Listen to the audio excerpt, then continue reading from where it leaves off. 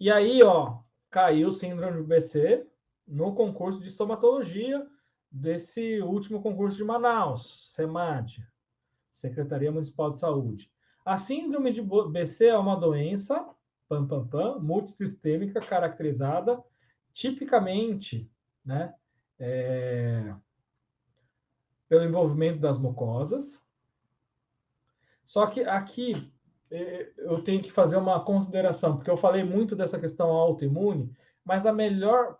Por isso que eu não coloquei isso aqui, eu tenho que fazer essa consideração. Por quê? Eu fiquei batendo muito na tecla de autoimune. E aí vocês vão ficar meio que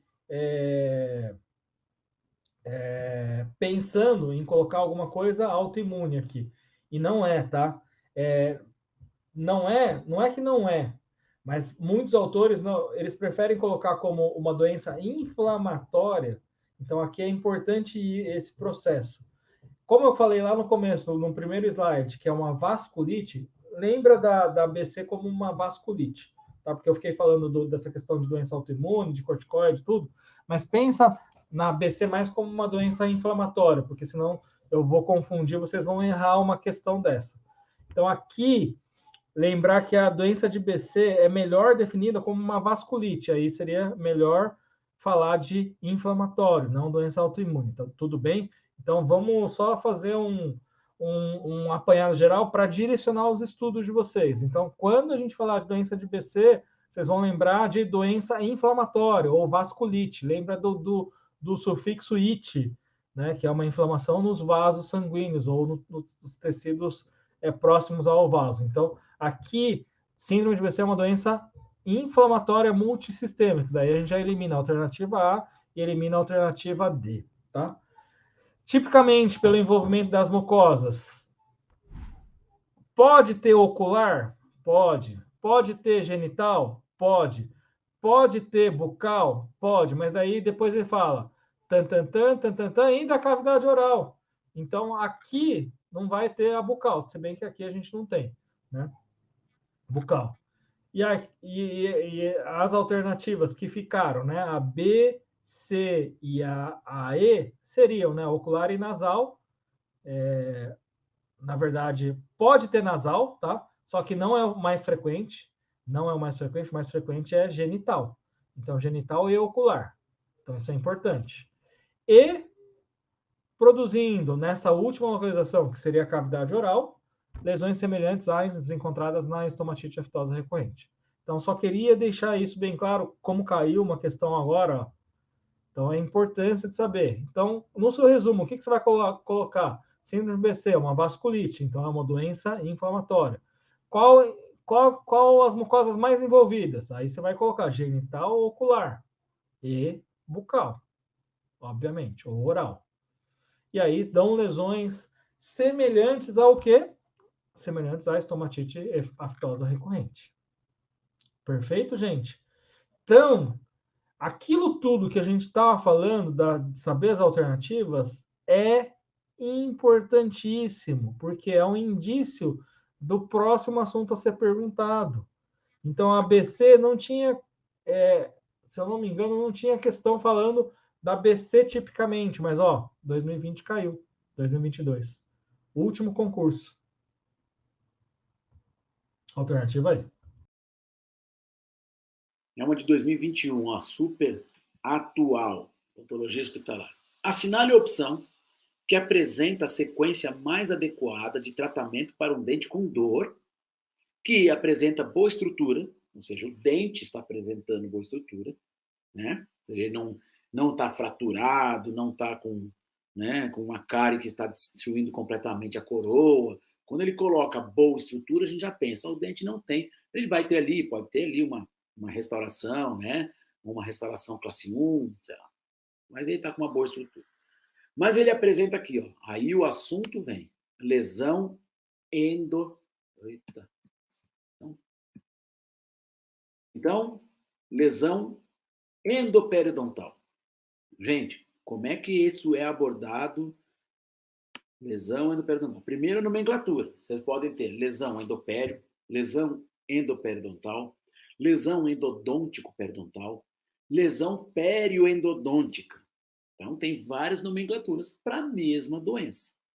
Então, ele está colocando aqui, ó, assinale a opção que apresenta a sequência mais adequada de tratamento. Ele quer saber tratamento, tá? De um dente que, por exemplo, apresenta, ele já diagnosticou para você. Você não precisa falar de diagnóstico de lesão endopério, ele está falando para você qual é o tratamento, tá? Uma lesão endopério classificada como grau 1 é, se você quer pegar e identificar lesões endopério, grau 1, grau 2, cada uma tem uma característica, mas isso é muito específico. Não vai cair, dificilmente vai cair para vocês aí na FGV, tá legal? Qual são as características das lesões endopério classificadas como grau 1, ou grau 2, ou grau 3? Só para que vocês tenham uma noção, tá? Segue mais ou menos o mesmo padrão de mobilidade dos dentes na periodontia, tá? Então, é o grau de mobilidade, tá legal? Grau de perda óssea e tudo mais, tá? Por isso que classifica em grau 1, grau 2 ou grau 3. Mas isso não vem ao caso porque não é o diagnóstico que ele quer. Então, assinale a opção que apresenta a sequência mais adequada de tratamento para um dente com dor, que apresenta boa estrutura, lesão endoperiodontal, sem dano radicular. Então, você já vê que, ó, sem dano radicular, em pacientes sem periodontite. Tá legal? Letra A. Qual é o tratamento? Raspagem da bolsa periodontal. Primeiro raspa, depois trata endo, depois restaura o dente. Essa é uma das alternativas. Alternativa B. Trato a endo, raspo depois e restauro. Vocês perceberam que a A e a B é raspar primeiro, trata depois, endodonticamente, e restaura.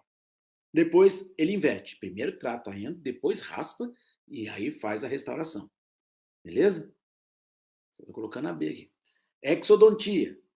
É uma alternativa C, né? Exodontia, instalação de implante dentário e prótese. Antibiótico terapia, preservação, bochecho antisséptico, antibiótico terapia e preservação. Tá? Eu estou vendo aqui no chat que todo mundo está colocando a resposta B. Vamos ver se é mesmo? Vamos falar um pouquinho sobre as doenças endopério. Primeiro, nós temos, na nomenclatura das doenças endopério, nós temos a endopério. Tá? Vamos falar das endopério. Lesão endodôntica primária, lesão periodontal primária, lesão endodôntica primária com envolvimento periodontal secundário. Aí depois inverte. Lesão periodontal primária com envolvimento endodôntico secundário e as lesões endopério verdadeiras. Essa é a classificação. Se você procurar no livro do Lind de pério, é assim. Se você procurar nos livros de endodontia, essa é a classificação mais utilizada.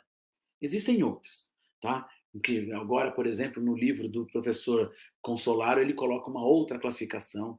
O livro do professor Bombana, né, falecido professor Bombana, que inclusive foi meu orientador do mestrado, ele coloca também, sugere uma outra classificação, mas a classificação normal é essa mesmo, tá? Lesão endodôntica primária, lesão periodontal primária, lesão endodôntica que causa pério, lesão pério que causa endo e a lesão endopério verdadeira.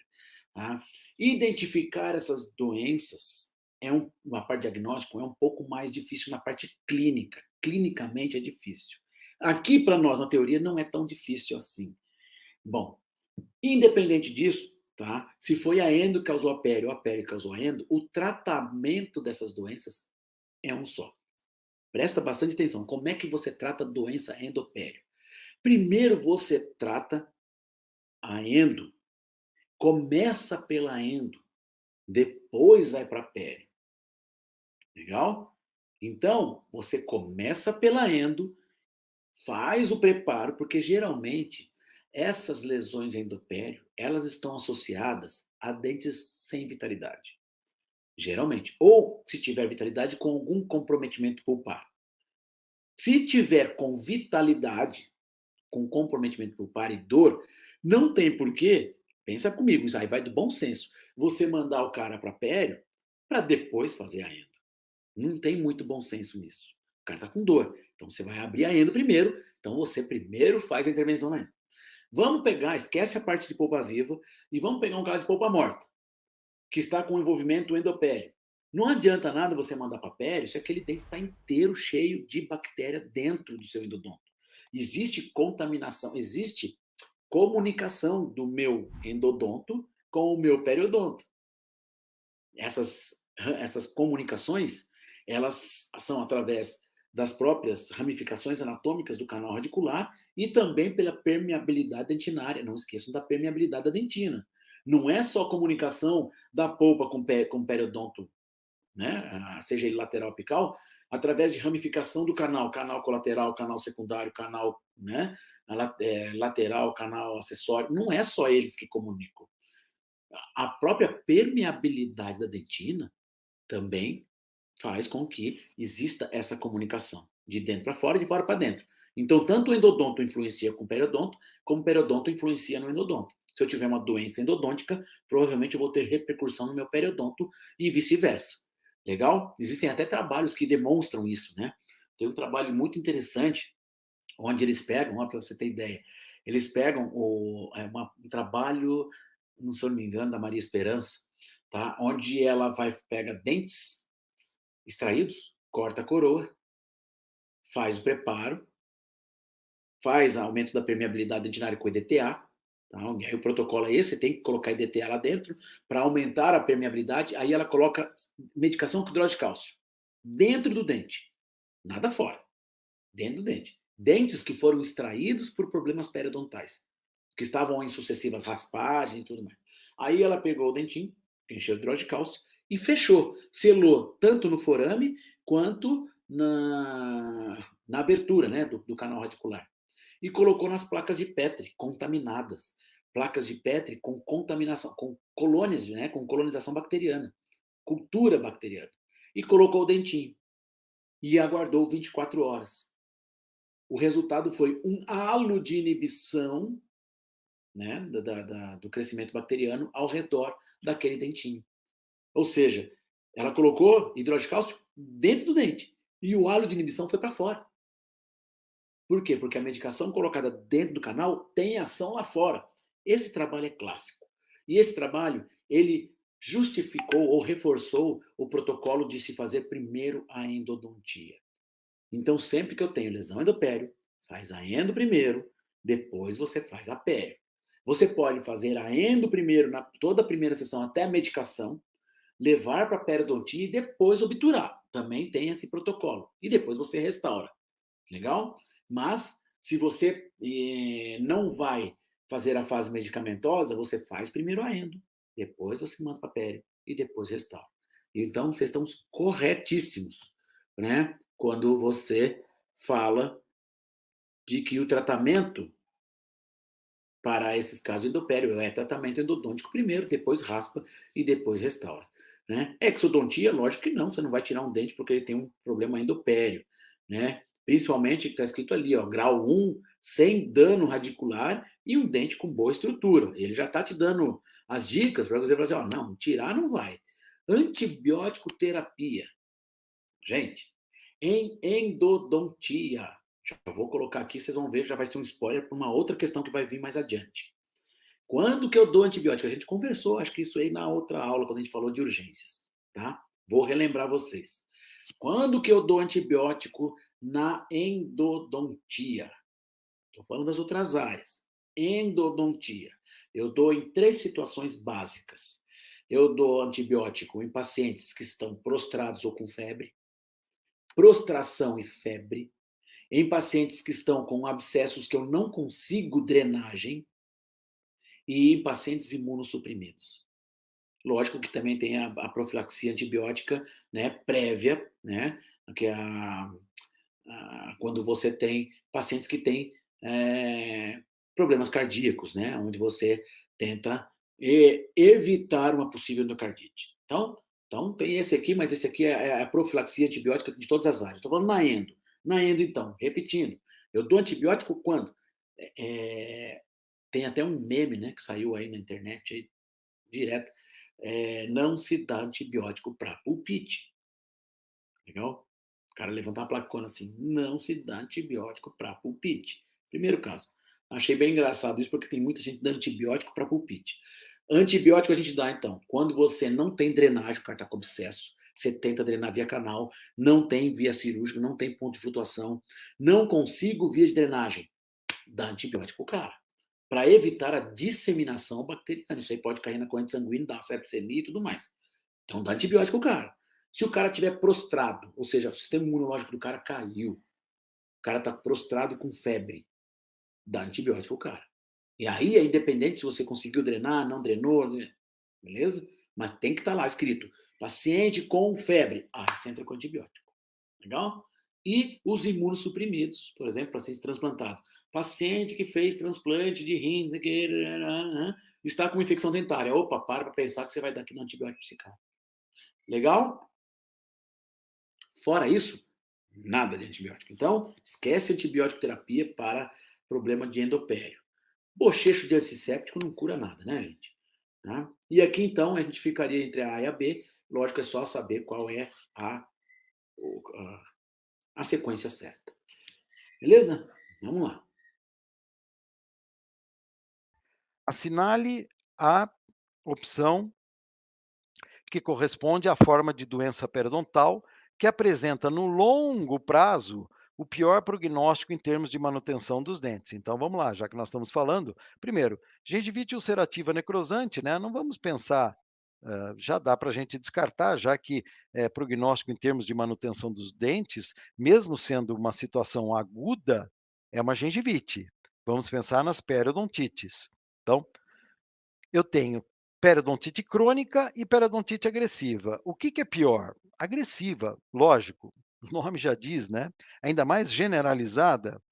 E se você imaginar que ela ocorre em jovens, com a tendência a ocorrer mais em jovens, ele tem a vida inteira, no longo prazo, para as coisas irem piorando. Então, ao longo prazo, não é uma periodontite, mesmo que seja uma periodontite crônica avançada, tá? Ela demorou para levar um bom tempo para acontecer isso daqui e ela vai caminhar lentamente. Então, uma periodontite agressiva generalizada, em termos de prognóstico para o paciente, seria pior. A periodontite agressiva é só em jovens? Pode acontecer em pessoas de meia idade? Pode sim. A gente, uma das diferenças, Dominique, é o seguinte, que naquela primeira classificação de 89 se levava muito em conta a questão da faixa etária, né? Ia acontecendo as coisas de acordo com a idade, você ia classificando.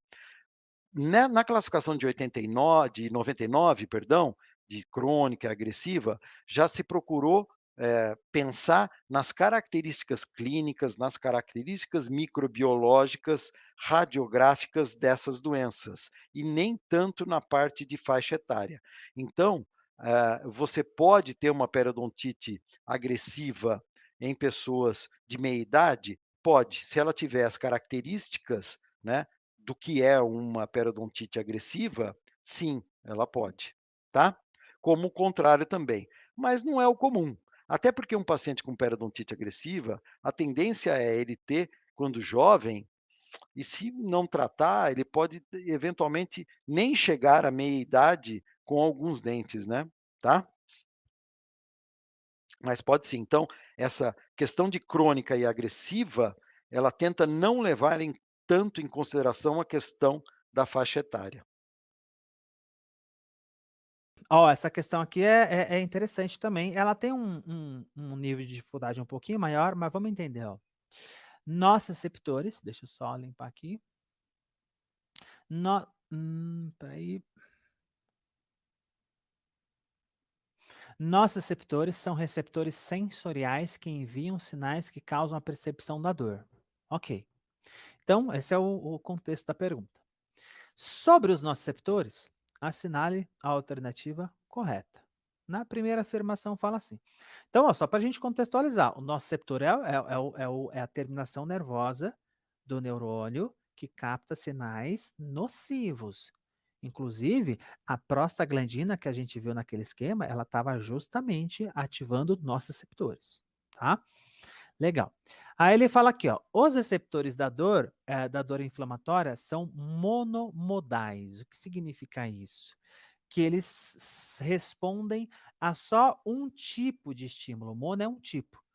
Então ele está falando o quê? Que os nossos receptores só respondem a um tipo de estímulo. Não é verdade. Os nociceptores são polimodais. São polimodais, né? Se você, por exemplo, pegar um martelo e martelar seu dedo na parede, isso vai doer. Por quê? Porque os nossos receptores são sensíveis a estímulos mecânicos. Se você colocar seu dedo e deixar no fogo, vai doer, porque os nossos receptores respondem a estímulos térmicos, mas a estímulos nocivos. Ou seja, isso significa dizer que eles são polimodais e não monomodais. Então, você já elimina isso aqui. Os nossos receptores, opção B, os nossos receptores são de baixo limiar de excitabilidade. Ih, o que é isso, professor? Baixo limiar de excitabilidade. O que significa isso? Que qualquer estímulo provocaria a sua ativação. E é isso que acontece? Aqui na minha mão, por exemplo, eu estou cheio de nociceptor. Qualquer coisa que eu colocar aqui na minha mão vai doer? Qualquer coisa que eu colocar aqui? Não, não. Então, eles têm um alto limiar de estabilidade, não baixo limiar de estabilidade. Então, você já descarta isso aqui também. Os nossos receptores não captam, respondem ou sentem estímulos normais. É isso. Essa é a alternativa correta. Né? Então, aqui, ó, tá aqui, ó, na minha mão. Nossos receptores estão aqui, ó. Eu tô aqui, tá doendo minha mão? Não, porque isso aqui é um estímulo que não é nocivo. Esse estímulo que não é nocivo, ele chama de estímulo normal, tá? Não é nocivo esse estímulo, por isso que eu não estou ativando os nossos receptores. Agora, vamos eliminar as outras, ó, porque essa questão ela tem um nível de dificuldade maior. Vamos eliminar as outras. O mínimo estímulo térmico, mecânico ou químico é capaz de ativá-los em seu estado normal. Não, nem sempre, né? Tudo bem que o estímulo térmico ali, debaixo do fogo, vai doer. Mas, por exemplo, você colocar sua mão na frente do sol, isso já vai doer? Já vai estimular a dor? Você encostar sua mão na parede, isso já vai estimular a dor? Não. Tem que ser um estímulo de alta intensidade, não um estímulo mínimo. Senão a gente estava ferrado. Se qualquer estímulo mínimo estimulasse os nossos receptores, a gente estava ferrado. A gente teria uma sensibilidade muito maior. Então também está errada essa D. E podem se tornar sensíveis ao receber um estímulo que normalmente não causaria dor. Condição essa chamada de hiperalgesia. Opa, essa aqui pode confundir. Essa aqui pode confundir. Essa aqui pegou ali para confundir o cidadão. Ó, podem se tornar sensíveis ao receber um estímulo que normalmente não causaria dor, condição chamada de hiperalgesia. De fato, por exemplo, quando a região está inflamada, pensa numa exodontia que você fez no seu paciente. A região está inflamada. Muitas vezes o paciente, só de alguém encostar de forma um pouquinho mais agressiva, o paciente vai falar, ai que dor, tá doendo aqui. Encosta não que tá doendo. De fato, isso acontece. Mas isso não chama hiperalgesia. Isso não chama hiperalgesia. O conceito de hiperalgesia é uma sensibilidade maior a estímulos que já provocam dor. Hiperalgesia é uma sensibilidade maior a estímulos que já provocam dor. Isso aqui, ó, quando o estímulo que normalmente não causa dor está causando dor, isso não é hiperalgesia, isso é chamado de alodinia. Alodinia. Né? Então, essa aqui foi para pegar o cidadão. Ou seja, como a gente já tinha visto, a alternativa correta, opção C, tá?